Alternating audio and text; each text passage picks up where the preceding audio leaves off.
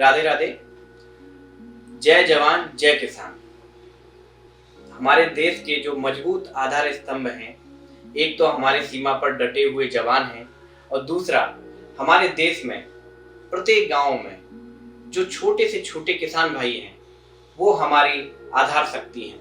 क्योंकि आज जो भी हम प्रयोग कर रहे हैं वो खाने के लिए हो सकता है, वो पहनने के लिए हो सकता है।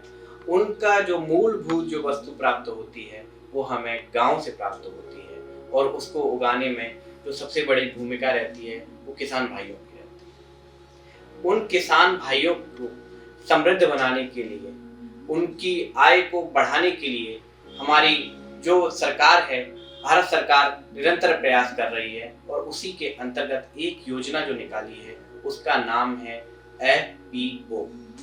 इस योजना से अभी बहुत से लोग उतना परिचित नहीं हैं।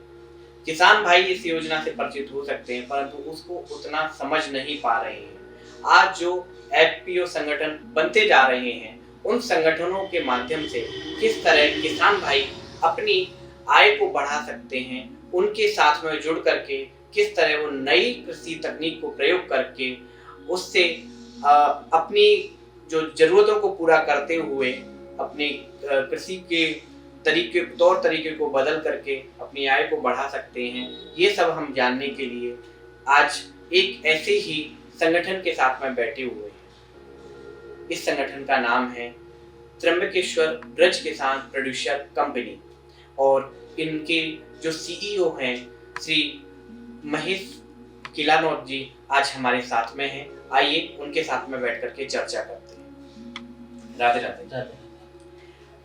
जैसा कि मैंने अभी अपने परिचय में बताया कि अपनी जो FPO संगठन है इसके माध्यम से हम किसानों के बीच में जुड़ रहे हैं और उनकी आय को आगे बढ़ाने के प्रयास कर रहे हैं। तो ये किस तरीके से है, थोड़ा सा इसके विषय में आप ब्रीफ करने की कृपा करें। ये जो FPO है ये फार्मर प्रोड्यूसर ऑर्गेनाइजेशन यानी किसानों का एक संगठन है।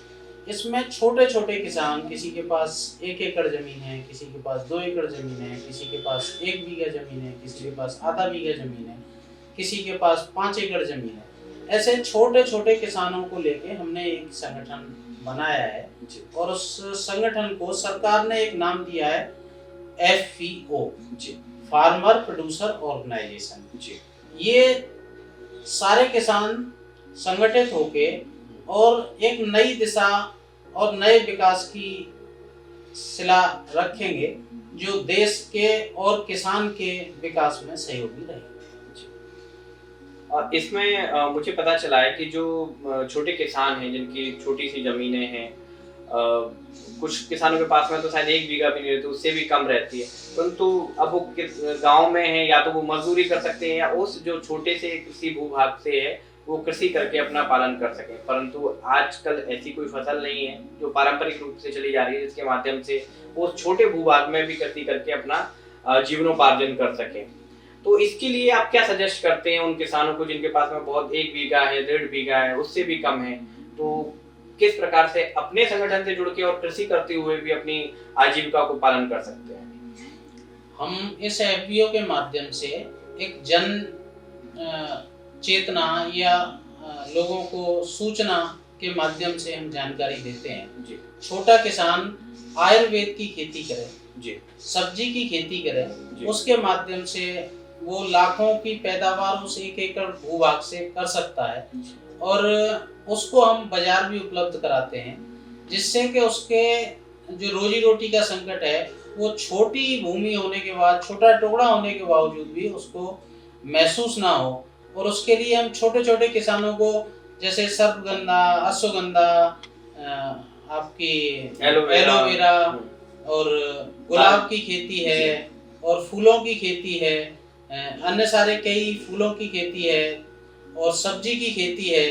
तो ये सब हम उनसे प्रयास करते हैं कि वो छोटे छोटे भूभाग पे ये सब लगा के और ज़्यादा से ज़्यादा उत्पादन करें और अच्छा बाजार भाव प्राप्त करें। आपने अभी जब चर्चा हो रही थी ऑफ कैमरा तो आपने बताया था कि लोग अपने छोटा अगर भूभाग है तो उसमें पपीते की खेती कर सकते हैं क्योंकि वो उसके कई सारे बेनिफिट होते हैं और वो जल्दी हो जाता है, तो उसके माध्यम से भी अपना प्रॉफिट को बढ़ाया जा सकता है। तो जैसे एक तो ये आपने बताया कि हम जब एफपीओ से कोई जुड़ जाएंगे, हमसे किसान, तो हम उनको बाजार भी उपलब्ध करा रहे हैं, और उनको जब फसल उगानी है तो उसके लिए खाद, बीज, जो भी कहीं भी उनको समस्याएं आ रही हैं, सूचना और जानकारी भी उपलब्ध कराते जी हैं। तो अभी जैसे छोटे किसान हैं तो ट्रिपल लेयर खेती का एक प्रोसेस है, जी हम लोग उसको बताते हैं कि एक ही जमीन पे हम 3 लेयर से खेती कर सकते हैं। जी हमने जमीन के अंदर जो जड़ तत्व से प्राप्त होने वाली सब्जियां हैं जी और अन्य जो फसलें हैं वो जमीन के अंदर चली जाती हैं। उसके ऊपर जो तने पे लगने वाली चीजें हैं वो वहाँ लगती हैं, और उसके ऊपर एक हम टाट से या किसी चीज से या बांस की वो बनवा के उनको समझाते हैं। तो जो बेल वाली सब्जियां होती हैं, जो जड़ है वो वही रहती है, और तीनों के लिए सिंगल लागत से हम 3 खेतियां करवाने का प्रयास करते हैं। तो ये सब जानकारी हम किसानों को दे रहे हैं धीरे धीरे करके, और लोग इसमें बढ़ चढ़ के हमारे साथ आ भी रहे हैं और अच्छा मुनाफा भी पैदा कर रहे हैं। ये तो जैसा जो लोग हैं, जो किसान भाई हैं हमारे, उतने पढ़े नहीं होते हैं, क्योंकि शिक्षा का अभाव गाँव की तरफ थोड़ा ज़्यादा ही है, संसाधन उतने उनको नहीं मिल पाते हैं। और ये जो सारी जानकारियाँ हैं वो हमारे जो एग्रीकल्चर यूनिवर्सिटीज़ हैं, जो विद्यालय हैं, उनसे सब कुछ प्राप्त हो रही है, और यही एक माध्यम है कि आप उनको पहुंचा रहे हैं। कृषि मंत्रालय की तरफ से हर जिले में कृषि अधिकारी बैठे हुए हैं, वो अधिकारी भी जानकारी पूरी उपलब्ध कराते हैं, लेकिन होता क्या है कि उनको कोई माध्यम नहीं मिल पाता जी। तो वो माध्यम एफपीओ ही है, उसके माध्यम से वो किसानों से जुड़ते हैं, क्लस्टर बनाते हैं 50 एकड़ का, 40 एकड़ का, 30 एकड़ का, और उसमें अभी जैसे हमारे आसपास गौशालाएं खुली हुई हैं, तो गौशालाओं के लिए चारे के लिए हमको बहुत बड़ी आवश्यकता रहती है। भूसा का भी रेट ज़्यादा हो जाता है, बरसम का भी रेट ज़्यादा हो जाता है। तो ये कई सारी इसमें ग्रास जो आ रही हैं वो हम जिसमें नेपोलियन ग्रास है और भी कई तरीके की घासें हैं जो हम एक बार लगाने के बाद 6 साल 7 साल तक उसको लगातार इस्तेमाल कर सकते हैं, और वो साल में 4 बार कटती है और 4 बार अच्छा पैसा हमको मिलता है। बीज की लागत एक बार ही उसमें आती है।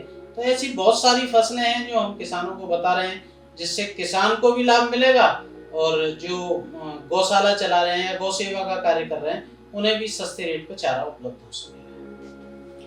हाँ, जानकारी का तो बहुत बड़ा रोल रहता ही है कि बिना जानकारी के कोई नहीं कर सकते, क्योंकि इसीलिए और जानकारी के अभाव के कारण ही जो किसान भाई हैं वो परंपरागत खेती को करते आ रहे हैं, क्योंकि नई कृषि में उनको डर रहता है कि कैसे करेंगे, कहाँ से क्या चीज मिलेगी, अगर मैंने उगा भी लिया तो फिर कहाँ बेचूंगा।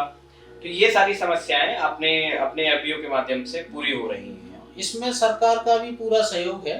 अभी कई सारे अधिकारी हमारे साथ मीटिंगों में भी आते हैं, हम लोग उनके विभाग में जाके जानकारी प्राप्त करते हैं, और ये सब जानकारी का आदान प्रदान का जो माध्यम है, क्योंकि किसान 2 एकड़ का किसान है, वो किस दिन सरकारी विभाग जाए, कहाँ से जानकारी लाए, तो वो आसपास जो होती हैं चीज़ें उसी के हिसाब से वो ढल जाता है, वही फसलें करने लग जाता है। लेकिन नई नई चीज़ों की क्या बाजार की आवश्यकता है, कौन सी चीज़ किस ज़मीन में पैदा हो सकती है, और सरकार ने सॉइल टेस्ट का सेटअप बना रखा है, लेकिन किसान कोई जाता ही नहीं है, उसे पता ही नहीं है कि मेरी ज़मीन में क्या पैदा हो सकता है। उसे तो पता है बाजरा लगाना है या ज्वार लगाना है, तो मक्का लगानी है, यही सब चीज़ों में वो उलझा रहता है, इसलिए उसको न तो अत्यधिक उत्पादन मिल पाता है और न बाजार का अच्छा रेट मिल पाता है। तो एफपीओ के माध्यम से क्या क्या सरकारी सुविधाएं उनको प्राप्त हो सकती हैं? एफपीओ के माध्यम से छोटे छोटे क्लस्टर बना लिए जाएं, और क्लस्टर बना के छोटे छोटे जैसे बैंक भी उन्हें सुविधा देना चाहती है कि 10 किसान एक जगह इकट्ठा हो जाएं तो 2 से 4 लाख रुपए का छोटा लोन उनकी आवश्यकता के लिए बैंक के देने को तैयार हैं। एफपीओ उसमें सहयोग बैंकों से भी उनको लिए कराने के लिए तैयार है।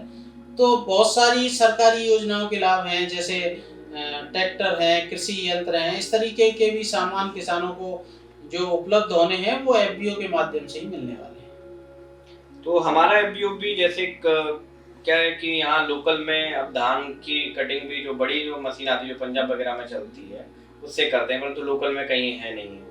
और लोग चाहते हैं कि हमारी 50 बीघा ज़मीन है, इतनी बड़ी ज़मीन को छोटे हिस्से के धान को कैसे काटें? तो क्या वो मशीनें हमारे एफपीओ के माध्यम से प्राप्त हो सकती हैं उन्हें? प्रयास किया जा रहा है। अभी तो जुताई बुवाई इस तरीके की मशीनें, ट्रैक्टर सभी उपलब्ध हुए हैं और किसी भी किसान को कभी भी ज़रूरत पड़े तो हम आपके चैनल के माध्यम से एक नंबर उनको देंगे। हमारी मथुरा के आसपास किसी किसान को ट्रैक्टर, जुताई बुवाई किसी के लिए उपलब्धता चाहिए तो हमारा एफपीओ उनको उपलब्ध करा के देगा। जी। एक और जो किसान भाइयों के मन में सवाल रहता है कि एफपीओ से भी जुड़ गए, फसल भी उन्होंने तैयार कर ली, अब उनका आता है कि जब मैं मार्केट में इसको निकालने जा रहा हूँ तो कैसे, क्या प्रोसेस रहेगा, मैं कैसे इसको आगे पहुंचाऊंगा, क्या प्रोसेस है? तो इसके लिए भी थोड़ा सा क्लियर उनको अगर जानकारी मिल सके तो कैसे उनका रहता है कि उन्होंने फसल उगाने के बाद में अब फसल जब तैयार हो गई तो फिर क्या प्रोसेस रहेगा उसकी फसल बेचने का?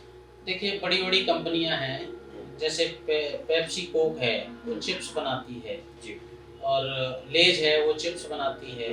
हल्दीराम जी का बड़ा काम है, वो चिप्स और आलू का बहुत बड़ा काम करता है। तो ये सब एक कॉन्ट्रैक्ट खेती चाहते हैं। तो एफपीओ उनको चाहेगा कि मान के चलिए छोटे छोटे किसान 50 हैं, 50 किसानों के साथ एफपीओ बात करेगा और उनको जिस चीज की जरूरत है वो एफपीओ उनको उगा के देगा। वो जो कॉन्ट्रैक्ट खेती है, हम सीधा अपने खेती को कंपनी को नहीं देंगे, हम केवल उनसे जो उत्पादन हम करके देंगे उसका उनसे कॉन्ट्रैक्ट करेंगे कि ये आलू, ये धान, ये बाजरा, ये मक्का हम इतनी क्वांटिटी में पैदा करेंगे और आप जो सीड्स या जो क्वालिटी चाहते हैं, अगर आप हमको बीज उपलब्ध कराएंगे तो उस बीज के हिसाब से हम फसल उगा के दे देंगे। आपके मानक के आधार पे हम वो फसलें उगा के देंगे, हमको ये रेट चाहिए, वो किसानों के साथ रेट तय हो जाएगा और किसान उस चीज को उगाएगा और सीधा कंपनी को दे देगा। हाँ, ये बहुत अच्छा वो था, क्योंकि लोगों को कॉन्ट्रैक्ट खेती को लेकर के बड़ा मन में शंका रहती है। वो सोचते हैं कि हमारी जमीन को वो रख लेंगे। फसल का कॉन्ट्रैक्ट होना है, खेती का कोई कॉन्ट्रैक्ट नहीं, मतलब जमीन से कोई मतलब नहीं है। जो आप उगाएंगे, जो लास्ट उत्पादन, जैसे आलू आप उगाते तो वो आलू का सौदा है, उसके अलावा फसल का सौदा होगा। प्रत्येक फसल का सौदा अलग अलग होगा। ये काफी आसानी हो जाएगी ना लोगों को समझने में। नहीं तो पहले जैसे भ्रामक उनके भ्रम पैदा हो गया था कि अरे नहीं जमीन का हो गया, ये हो गया, तो ये सारी चीजें अलग हो गई। नहीं, इसमें कॉन्ट्रैक्ट जो होगा वो फसल का होगा। किसी को मक्का चाहिए, किसी कंपनी को, तो वो मक्का उगवाए, जिसको आलू चाहिए वो आलू उगवाए, किसी को सब्जी चाहिए वो अपना सब्जी उगवाए, किसी को तेल चाहिए वो सरसों उगवाए। तो इस तरीके से फसल का कॉन्ट्रैक्ट होगा, ना कि जमीन का कोई कॉन्ट्रैक्ट। अब जो जैसे परंपरा में चली आ रही धान, गेहूं, सरसों वगैरह ये सब, पर मैंने सुना है कि जैसे तेल भी, जिन फसलों से तेल निकलता है, जैसे मूंगफली है, सोयाबीन है, इस तरह की फसलें अलग तरीके की करके भी, हाँ, सरसों से तो अब जो परंपरा में चली आ रही है जी। पर ये उनसे भी ज्यादा फायदा देने वाली इस तरीके की चीजें हैं, तो उनको भी हम सजेस्ट करते हैं। हाँ, उनको भी ला सकते हैं, लेकिन है क्या कि हमारा जो प्रकृति का, जो हमारे देश और प्रकृति का जो मिलान है वो अलग अलग तरीके से है। अब हमारे यहाँ सरसों की खेती होती है तो हम लोग सरसों का तेल इस्तेमाल करते हैं, और साउथ में चले जाइए तो वहाँ गोला की खेती होती है, तो वहाँ लोग खाने में और उसमें गोला का इस्तेमाल करते हैं। और राजस्थान और मध्य प्रदेश में मूंगफली की खेती होती है तो वहाँ लोग मूंगफली का। तो ये तो बहुत सारी चीजें हैं, जहाँ जो चीज पैदा होती है और अच्छी मात्रा में और किसान सुलभता से उसको पैदा कर सकता है, वहाँ वो चीजें पैदा होती रहेंगी और उन्हीं का इस्तेमाल उस खेती में होता रहेगा। अब मान लीजिए मैं किसान हूँ और मैंने आयुर्वेदिक कृषि करने का मन बनाया, तो उसकी जो बेसिक से लेकर के एडवांस तक पूरी जानकारी और बीज से लेकर के सारी उपलब्धता हमारा एफबीओ के माध्यम से हमें प्राप्त होने वाली है। हाँ, हम अपने एफबीओ के माध्यम से, हमारे जो लोग फील्ड में काम करने वाले हैं वो किसानों से निरंतर संपर्क भी करते हैं जी। और संपर्क करके उन्हें उचित सलाह देके, अगर किसी को कोई किसी तरीके का कंफ्यूजन रहता है या किसी तरीके का मन में कोई ख्याल रहता है, तो उसके लिए हम सरकारी कर्मचारियों से भी उनकी बातचीत कराते हैं और विभाग में ले जाके उनको जानकारी दिलवाते हैं और वहाँ वो उनको बिल्कुल क्लियर कर देते हैं। और इसमें किसानों को कुछ ये भी नहीं पता रहता कि किस चीज़ पे सब्सिडी दे रही है। तो हम प्रयास करते हैं, जैसे फूल की खेती किसान करते हैं तो उसके लिए सरकार की योजना आते हैं, तो हम उनको किसान को बताते हैं कि ये सब्सिडी आप वहाँ से जाके उस विभाग से सीधा प्राप्त कर सकते हैं, या इस सब्जी की खेती पे ये सब्सिडी मिलने वाली है, इसको भी आप वहाँ से प्राप्त कर सकते हैं। तो जन जागरण को और किसानों को सही जानकारी उपलब्ध कराना ये एफपीओ की प्राथमिकता है, और उनके उत्पादक को ठीक बाजार तक ले जाना या उनको उचित मूल्य दिलाना, ये भी हमारे एफपीओ के माध्यम से निरंतर चल रहा है। अभी आपने सब्सिडी की चर्चा करी। एक बड़ा ही कॉमन क्वेश्चन है, और ये वैसे तो होना नहीं चाहिए, परंतु प्रकृति के सामने हम सब मजबूर हैं।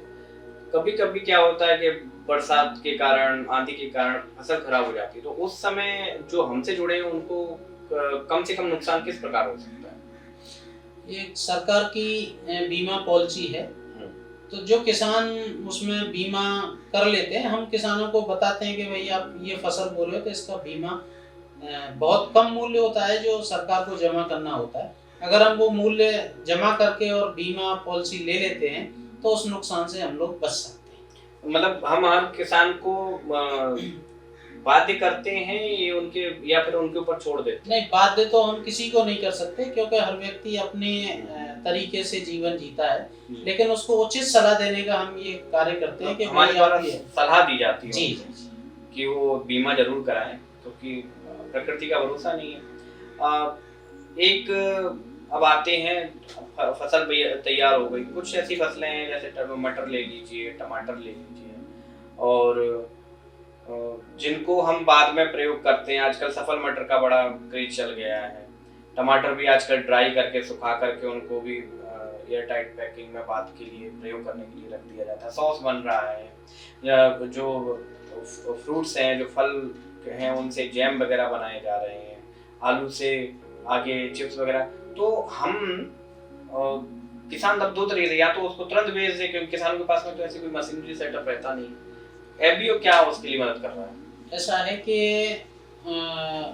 जो किसान की फसल है, दो चीजें होती हैं। किसान या तो किसी चीज का अधिक उत्पादन कर लेता है जी, तो ना तो उसको बाजार मिल पाता है, क्योंकि व्यक्ति की आवश्यकता पूरी हो जाती है तो उसको परचेज नहीं करता, तो वो उसकी वेस्टेज के रूप में और उसका फिर दुरुपयोग होता है, रोडों पर बिकता है। तो उसके लिए एफपीओ भी निरंतर प्रयास कर रहा है, सरकार भी प्रयास कर रही है कि सफर मटर है, सफर मटर को कोल्ड रूम में रख लिया जाए। आलू को हम कोल्ड रूम में रखते ही हैं। टमाटर का सॉस बना के या उसको ड्राई करके, ऐसे ही आलू को ड्राई करके, पहले पुराने के समय में हमारी माताएं बहनें आलू को ड्राई करके रखती थी, मूंग की दाल की बरियां बना के ड्राई करके उनको रखती थी, आटे की सेवइयां बना के ड्राई करके उनको रखती थी। तो बहुत सारी चीजें घरों में रखी जाती थी। अब वो धीरे धीरे करके, क्योंकि लोगों के पास समय कम है, काम अधिक है, तो अब एफपीओ भी प्रयास कर रहा है और सरकार भी उसमें सहयोग कर रही है कि कुछ कोल्ड रूम्स बना दिए जाएं, कुछ ड्राई सेंटर्स बना दिए जाएं, तो वो सब जो चीज़ें खराब होने वाली हैं उन सब का सही इस्तेमाल हो सके। अब आप सोचिए, गोभी की फसल दिवाली के आसपास चलती है। अब उसको बड़े बड़े जो रेस्टोरेंट्स हैं और वो आपको 365 दिन गोभी उपलब्ध कराते हैं। उसका फ्यूजन करके, उसको उबाल के और उस चीज़ को फ्यूजन के माध्यम से कोल्ड में रखते हैं और 365 दिन हमको मिलती है। ऐसे ही सफर मटर हमको 365 दिन मिलती है, आलू 365 दिन मिलता है। तो ये सब प्रोसेस यूनिट होती हैं, उसे लगाया जाता है और धीरे धीरे बाजार को उपलब्ध कराया जाता है, लोगों की चीज़ का उचित मूल्य दिलवाया जाता है। इसके लिए एफपीओ भी प्रयासरत है और किसानों से भी हम लोग सहयोग कर रहे हैं और उनसे बातचीत कर रहे हैं कि भाई आप लोग भी इस क्षेत्र में आइए, प्रोसेस यूनिट लगा सकते हैं, कोल्ड भी लगा सकते हैं। ये बहुत जरूरी है, क्योंकि आपने जैसा कि बताया कि एफपीओ के माध्यम से जो सरकारी योजनाएं हैं या बैंक जो उनको लोन करना चाह रही हैं, उनके किसी कोई यूनिट लगाएं जिससे उनको आगे लाभ हो। अब जैसे कि ले लीजिए, जो बड़ी आटा बनाने वाली कंपनी आशीर्वाद हुई, और भी कई है छोटी मोटी। अब वो क्या है कि आपसे गेहूं खरीद करके अलग स्टॉक कर लेती है, स्टॉक करके उनको आगे, उनके पास गोदाम है, वेयर हाउस है। तो इससे बेटर है कि अगर छोटे रूप में आटा चक्की या छोटा मिल लगा दिया तेल जाए। मिल लगा लें, हाँ। आटा चक्की लगा लें, अपना और छोटे कोल्ड फिर रूम लगा फिर लें। उसका एक बाजार आगे उपलब्ध करा दिया जाए, तो इससे डायरेक्ट फायदा किसानों को मिले। सीधा फायदा इसको किसानों को मिलने वाला है और इसी के लिए हम लोग एफपीओ के माध्यम से प्रयासरत हैं कि किसान की कोई भी फसल व्यर्थ ना जाए, उसका बाजार मूल्य उचित कैसे मिले, इसके लिए हम प्रोसेसिंग यूनिट हैं, छोटे छोटे जैसे मसाले की फैक्ट्रियां हैं, इस तरीके का हम उन्हें लगा के, और उसमें बैंक सहयोगी हैं, बैंक किसानों को छोटे छोटे लोन भी देके उनका सहयोग भी करना तो हम चाहिए। किसानों को पर्टिकुलरली मतलब एक तरीके से किसान ही नहीं, उनको एक बिजनेसमैन के रूप में सशक्त बनाने का प्रयास कर रहे हैं। तो देखिए, अब नेचुरल सी बात है कि जो भी चीज पैदा होती है सृष्टि में, जितनी भी व्यक्ति की आवश्यकता की चीज है, चाहे वो कपड़े पहने, चाहे दूध है, दही है, मक्खन है, घी है, उसके भोजन के लिए आटा है, दाल है, सब्जियां हैं, सब किसान ही पैदा करता है। लेकिन किसान के हाथ से जाने के बाद फिर बड़े बड़े व्यापारियों के हाथ में चला जाता है, उसका असली मूल्य तो वो लेते हैं। तो इसलिए किसान ही उन चीजों को छोटे रूप में पैदा करे और बाजार तक उसे पहुंचाने के लिए उसकी पैकेजिंग, उसकी मार्केटिंग, ये सब में हम लोग सहयोगी हैं और सरकार भी हमारे साथ सहयोगी है। तो हम यही चाहेंगे कि किसान जुड़ें, सहयोग करें, बातों को समझें और आगे बढ़ें। सही बात है, अगर हमसे किसान जुड़ रहे हैं तो एक तरीके से किसान ही नहीं बल्कि एक व्यापारी की भूमिका में आगे आने वाले हैं। हाँ, वो तो, और इसमें रोजगार जनरेट होगा। अगर कहीं आटा मिल खुलेगी, कहीं तेल मिल खुलेगी, या फिर अन्य कई चीजें जो हम आगे प्लानिंग में है, जो हमारी उसमें, तो उससे डायरेक्ट रोजगार जनरेट होंगे। मार्केटिंग के लिए बंदे चाहिए, तो उनका जो आजकल युवा जो बड़ा प्रश्न है कि आजकल युवा काम करने के लिए बाहर जा रहा है, तो उसको भी इस माध्यम से रोका जा सकता है। जितनी भी मल्टी लेवल कंपनियां हैं जी, जितनी भी बड़ी बड़ी कंपनियां हैं, किसान फसल के साथ साथ ये मानिए कि किसान का जो युवा है वो उनके लिए सर्विस के लिए जाता है। सही। तो सारी उपलब्धता शहर के विकास में गांव बहुत बड़े सहयोगी हैं। बगैर गांव के किसी शहर का ना विकास हो सकता है, ना किसी शहर का भरण पोषण। अगर कहा जाए कि सस्ती और सबसे मेहनती अगर जो मजदूर है, जो सर्विस सेक्टर में प्रयोग होने वाले जो हमारे भाई हैं, वो गांव से निकल के आते हैं, सभी गांव से आते हैं और वो बड़े बड़े पदों तक जाते हैं। हाँ? क्योंकि वो परिश्रमी होते हैं और समय देते हैं, पूरे समर्पण की भावना रहती है उनकी, जिसके साथ भी जुड़ता है किसान। क्योंकि वो हर मौसम में काम करने के लिए तैयार रहता है, ना सर्दी देखता है, ना बारिश देखता है, ना गर्मी देखता है। ऐसे ही जब वो कंपनियों के साथ काम के लिए जुड़ता है जाके, तो वहाँ भी उसी तरीके से मेहनत करता है। तो इसलिए किसान तो ये मानिए कि सबके भरण पोषण करने का एक माध्यम सिर्फ किसान और गांव ही है। इनकी समृद्धि बहुत जरूरी है और उसके लिए हम निरंतर प्रयास कर रहे हैं।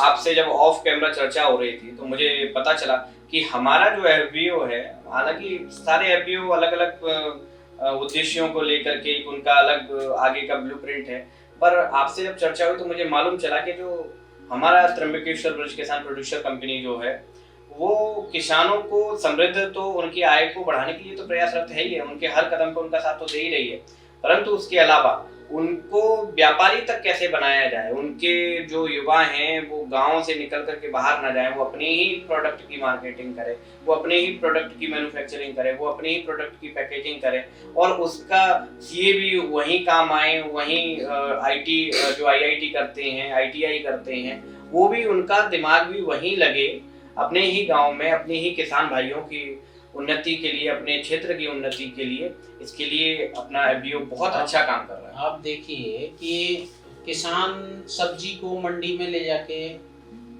जाता है जी, और वहाँ उसका मूल्य मिला 4 रुपए जी या 10 रुपए। बिल्कुल। वही चीज अगर आप बाजार में खरीदने जाते हो तो आपको 4 रुपए वाली चीज 15 रुपए 20 रुपए मिलती है और 10 रुपए वाली चीज 40 रुपए मिलती है।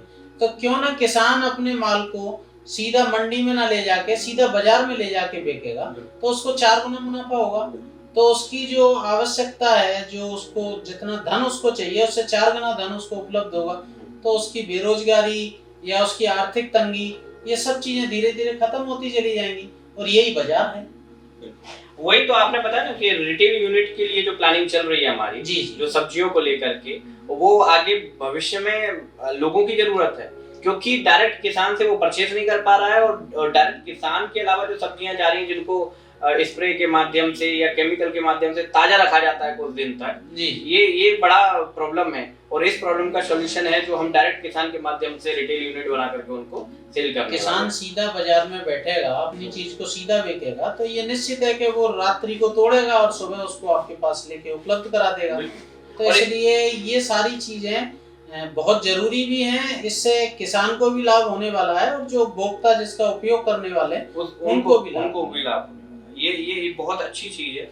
और ब्रज किसान प्रोड्यूसर कंपनी जो आगे किसानों के लिए जो काम कर रही है, उसमें एक सबसे अच्छी बात मुझे ये लगी कि हम किसान जो हमसे जुड़ रहे हैं, मतलब जैसा आपने बताया कि आधार कार्ड लाइए, अपनी खसरा खतौनी लाइए, आपके पास जो नेसेसरी डॉक्यूमेंट हैं, उसके बाद में मात्र आप बस डायरेक्ट जुड़िए। उसके बाद में अपनी बस आपको भावना और अपना जो परिश्रम है वो हमारे साथ में देना है। बाकी सारी चीजें हम सब लोग मिलकर के अपनी उन्नति के लिए काम। हर किसान को, छोटे बड़े किसान को काम तो वो कर ही रहा है जी, लेकिन उसको उचित दिशा मिल जाए, उचित सलाह मिल जाए, उचित उसको बाजार मिल जाए, उचित उसको मूल्य मिल जाए, बस यही प्रयास हमारा है हमारे एफपीओ के माध्यम से।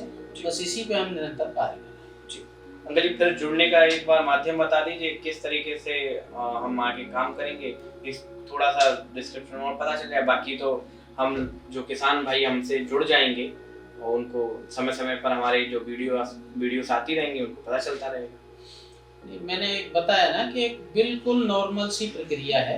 किसी भी किसान को जिसको जुड़ना है वो आपके माध्यम से नंबर भी उपलब्ध होगा, और प्रत्येक गांव में हमारा कोई ना कोई व्यक्ति जाता है, उसको केवल अपना एक आधार नंबर देना है, एक मोबाइल नंबर देना है, और कौन सा उसका, क्योंकि उसका एक प्रूफ ये किसान है कि नहीं है, इसके लिए उसे अपना एक खेती का प्रूफ देना है जिसमें उसका खसरा संख्या क्या है, खतौनी संख्या क्या है।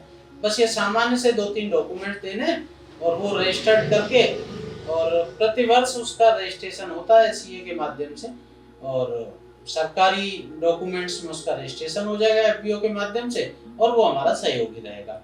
हम उसके साथ निरंतर सहयोग करते रहेंगे, वो हमारे साथ सहयोगी रहेगा, और सहयोग ही संगठन का मूल रूप होता है।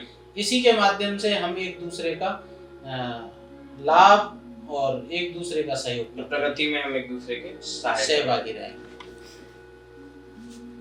अभी हमने जो चर्चा करी एफपीओ को लेकर के, किसान भाइयों की प्रगति को लेकर के, इसमें हमें जानने को मिला कि एफपीओ के माध्यम से जो छोटे छोटे किसान हैं वो एक समूह में जुड़ करके, एक संगठित एक समूह में जुड़ करके जो योजनाबद्ध है, जिसके पास में भविष्य के लिए योजनाएं हैं, किस तरीके से काम करना है, हमारे पास इस एफपीओ के माध्यम से उनको डाटा मिलता है। डाटा बहुत जरूरी है आजकल। जब भी हम कोई काम करते हैं उसको उसका आकलन होता है, उसका एनालाइज करना पड़ता है कि अगर हम ये फसल उगा रहे हैं तो क्या ये हमें आगे प्रॉफिट देगी या नहीं देगी। ये सारा काम एफपीओ करता है कि किसान को कौन सी फसल उगानी चाहिए, कितनी मात्रा में उगानी चाहिए, कम जमीन है तो कौन सी फसल उसके लिए ज़्यादा प्रॉफिट देगी, ज़्यादा जमीन है तो उसमें कौन सी फसल उगाई जाए। ये सारी जानकारी एफपीओ आपके लिए आसान बना देता है। किसान भाई संगठन में जुड़ जाते हैं, आगे वो एक व्यापारी की भूमिका तक इसमें निभा सकते हैं। हमारा ही उत्पादन, जो कच्चा माल है वो भी हमारा ही होगा, और तैयार होकर के जाने वाला प्रोडक्ट भी हमारा ही होगा। तो बीच का जो मार्जिन जो अन्य व्यापारी लोग लेते हैं, बड़ी बड़ी कंपनियां ले रही हैं, वो मार्जिन भी हम ही को प्राप्त होगा, मतलब अपने ही किसान भाइयों को प्राप्त होगा। इसके लिए हमारा जो किसानों का संगठन है ये काम कर रहा है। आप अगर इस वीडियो को देख रहे हैं, इसके माध्यम से आपको जानकारी ले रहे हैं, तो आप ज़्यादा जानकारी लेने के लिए हमसे मोबाइल पर संपर्क कर सकते हैं। आपको जब भी चक्कर लगे, वृंदावन आना हो, तो आप हमारे ऑफिस आ सकते हैं, यहाँ आकर के बेहतर जानकारी ले सकते हैं। और किसान संगठन के साथ में, हमारे संगठन के साथ में एफपीओ से जुड़ करके आप इस प्रगति के सहायक बन सकते हैं। इसी के साथ में आज के लिए राधे राधे। हम अगली वीडियो में मिलेंगे और किसी अन्य विषय पर गहन चर्चा करेंगे। राधे राधे।